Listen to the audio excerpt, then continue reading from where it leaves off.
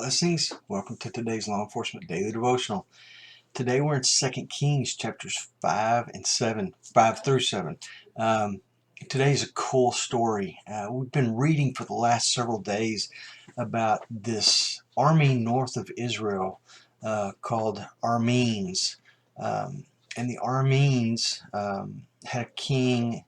The Armenes were from Aram, which doesn't matter. I don't know why I even mentioned that, but the Armenes have continued to fight with Israel since Ahab, and Ahab fought 3 battles, and one of his sons fought a battle, and we continue to see them popping up through the stories as we're going along. And this seems to be Israel's main enemy during this period of time. You know, it's not the Philistines, it's not the Moabites, it's the Armenes. And so the Armenes had raiding parties that would go into Israel, and they would marauders would run through a village, and they would burn houses down and plunder and steal everything they could, and then they'd run back home.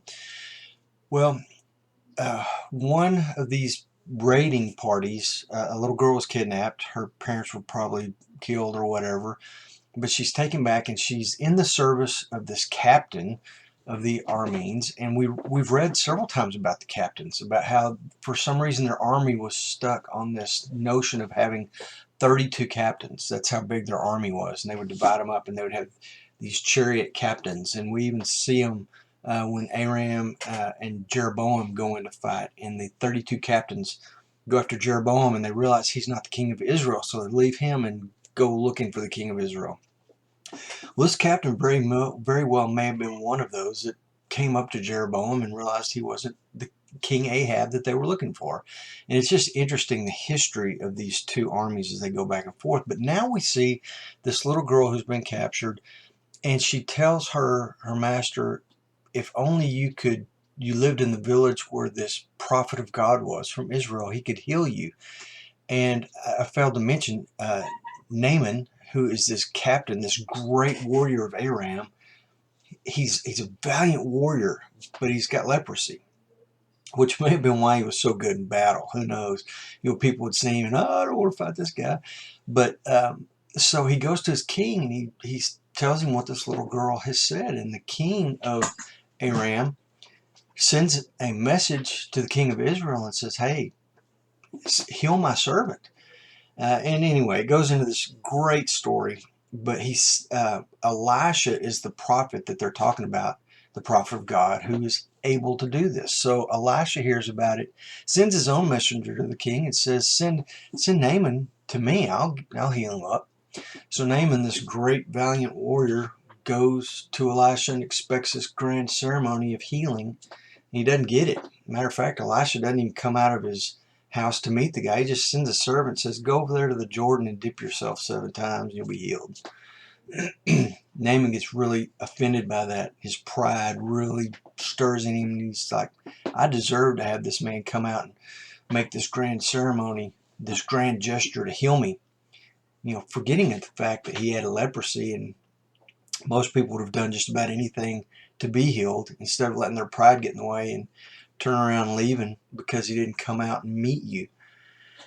But in 5:13, Naaman's got this very intelligent servant who says, my master, if this prophet had told you to go out and do something grand, you would have done it.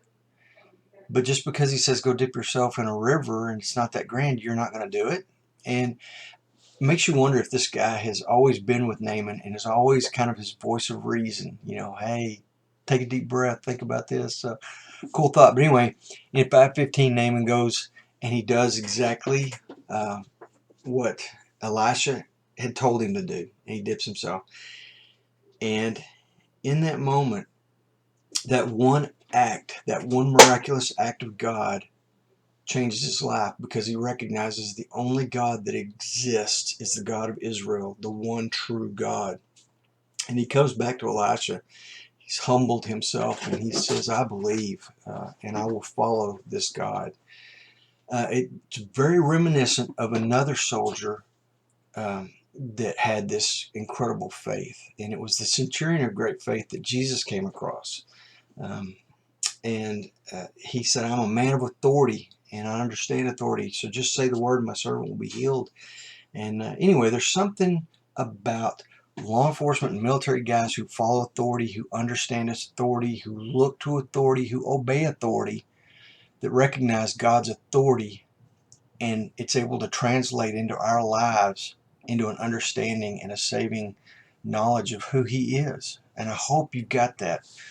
Anyway, he goes, just to end the story real quick, he goes back to Elisha with this gold and silver and clothing and all these gifts, and he says, here, thank you so much. And Elisha's like, I don't want any of it, none of it, period.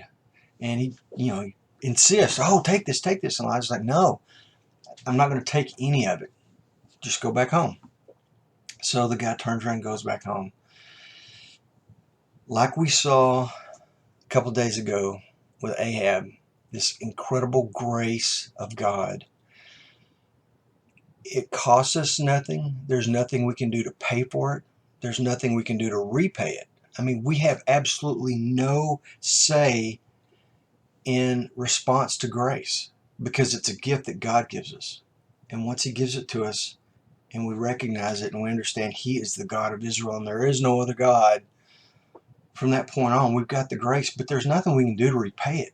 And this is a beautiful story of that. He cannot repay any of it. Now, yeah, there's a little drama with Elisha's servant who goes and does something dumb and winds up getting the leprosy on himself.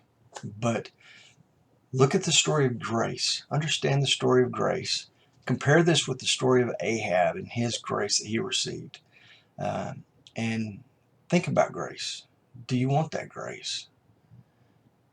Do you have that grace? Humble yourself before God.